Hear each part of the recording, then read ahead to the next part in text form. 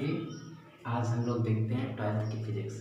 और ट्वेल्थ की फिज़िक्स में फर्स्ट यूनिट है इलेक्ट्रोस्टैट। इलेक्ट्रोस्टैट की फर्स्ट यूनिट है, उसी के बारे में आज बेसिक लेक्चर होगा, आज जानेंगे। वैसे तो ट्वेल्थ जो है हम लोगों का, तो ट्वेल्थ में क्या है देखते हैं।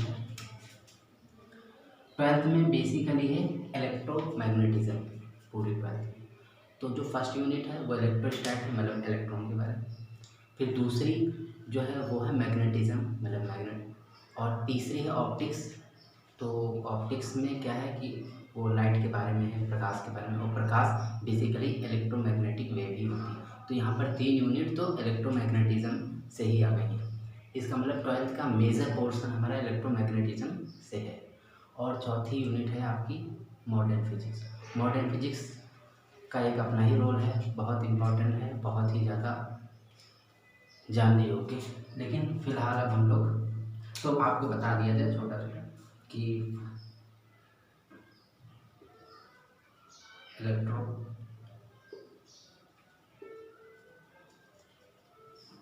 मैग्नेटिज्म तीसरी है, ऑप्टिक्स चौथी है,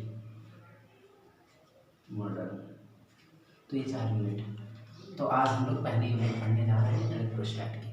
तो देखिए इलेक्ट्रोस्टैट में क्या है, पहले तो हम लोग आवेश की बात करेंगे। आवेश क्या होता है?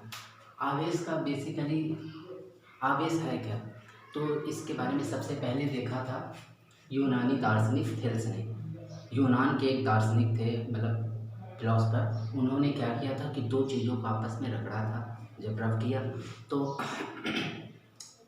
तो उनको क्या लगा, जब उन्होंने दो चीज़ों को रगड़ा आपस में और हल्की वस्तुएं उससे आकर्षित होने लगी। जब उन चीज़ों को रगड़ा, दो चीज़ों को, जैसे इस चीज़ को रगड़ा तो इससे हल्की चीज़ें क्या इसकी तरफ आकर्षित होने लगी। ऐसा गुण उन्होंने देखा, ऐसा लक्षण देखा। लेकिन फिलहाल उस समय इस पर कोई चर्चा नहीं, बस ऐसा जानने में आया।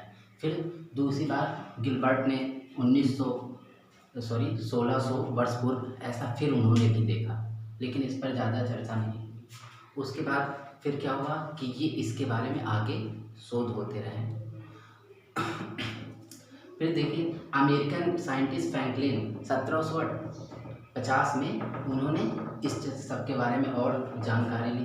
तो बेसिकली आज हम लोग बताना चाहते हैं कि वैद्युत आवेश क्या होता है। वैद्युत आवेश एक, ये क्या है, वैद्युत आवेश एक गुण है। क्या है? कैरेक्टर है, एक गुण है।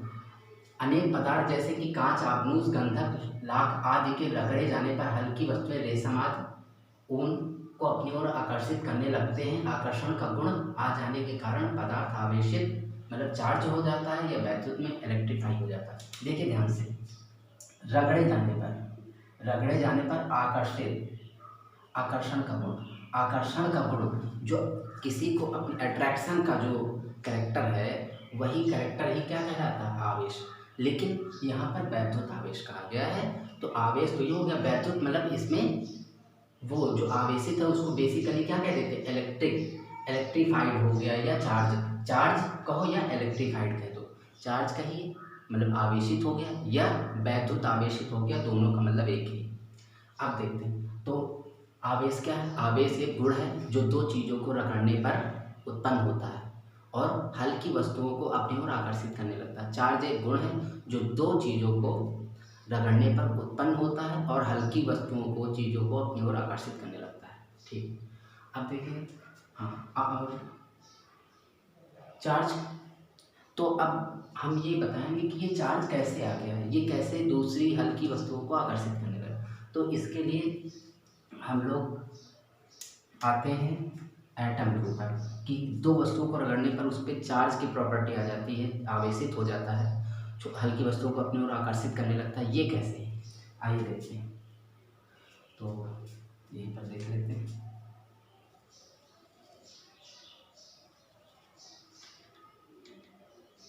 ये देखिए, ये एटम है। ये क्या है? एटम। इसको कहते हैं परमाणु। एटम के अंदर क्या होता है? नाभिक, जिसको आप लोग कहते हो न्यूक्लियस। यहाँ पर न्यूक्लियस में बाहरी कोश या कक्षक में इलेक्ट्रॉन होता है। तो देखिए न्यूक्लियस में क्या क्या है, न्यूक्लियस में आपके क्या है देखते हैं, प्रोटॉन जो कि पॉजिटिव चार्ज होता है, न्यूट्रॉन जिस पर कोई चार्ज नहीं होता, और ये है इलेक्ट्रॉन, इलेक्ट्रॉन जिस पर निगेटिव चार्ज होता है। तो ये अब देखते हैं। तो देखिए ध्यान से, कोई भी पदार्थ बना है, पदार्थ जिससे भी बना है, स्टार्टिंग से अगर देख लें तो यहाँ से देख लीजिए एटम है, एटम और बहुत सारे एटम हैं, ये बहुत सारे एटम है, इस तरह एटम, बहुत सारे एटम जब मिल गए तो उसके बाद बनता है पदार्थ।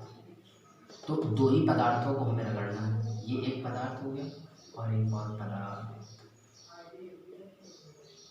को रगड़ेंगे जब हम लोग, तो क्या होता है। और एटम के अंदर क्या है, तो आप देख रहे होंगे एटम के अंदर तीन चीज़ें हैं, एक इलेक्ट्रॉन जिस पर माइनस है, प्रोटॉन और न्यूट्रॉन, ये क्या है कण, इनको कहते हैं कण। तो आइए फिर से बता रहे हैं कि परमाणु के अंदर, परमाणु किससे पदार्थ किससे मिलकर के बना होता है, पदार्थ परमाणु से मिलकर के बना होता है, एटम से, परमाणु से,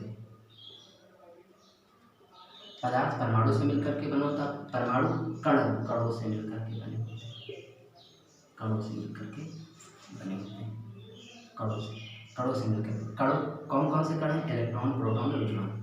ठीक, प्रोटॉन नाभिक के अंदर होता है, इलेक्ट्रॉन नाभिक के बाहर कोश में चक्कर लगाता है।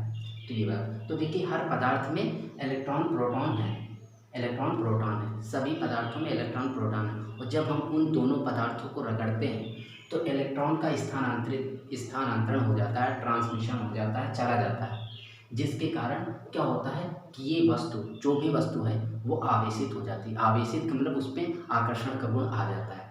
अब देखते हैं इसका उदाहरण। तो अब देखिए, मान लीजिए आपने, तो जब ये आवेशित हो जाती है तो उसके दो उदाहरण है। पहले देखिए, नंबर 1 कांच की छड़ और रेशम।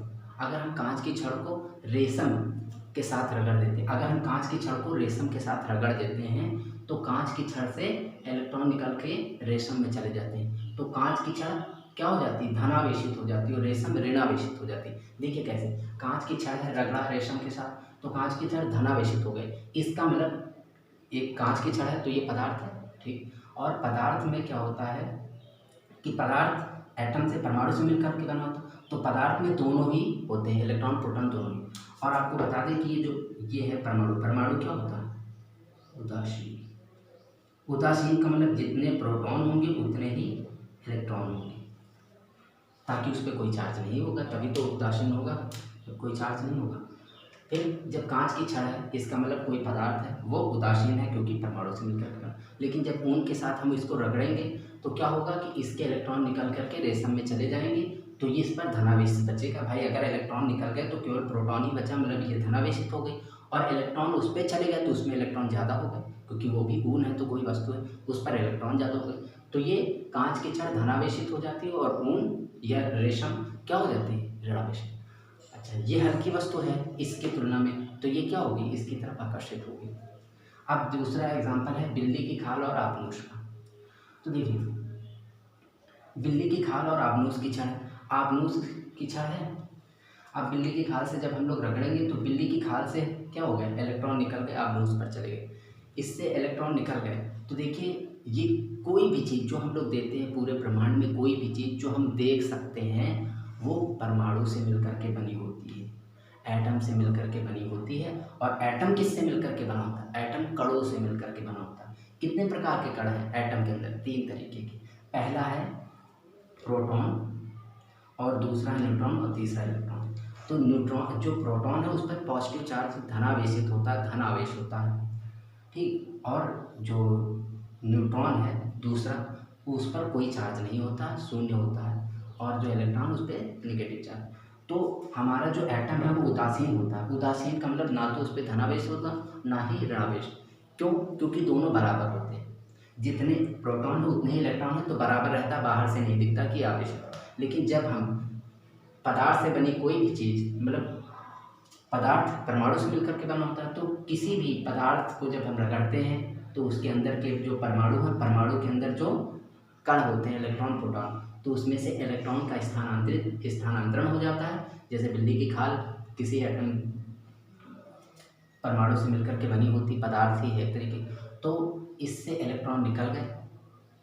इसके एटम जो जो इसकी खाल है ये पदार्थ है एक तरीके का, ये एटम से मिलकर के बना। एटम में इलेक्ट्रॉन इसका निकल गया तो क्या बचा, केवल प्रोटॉन प्रोटॉन बचे।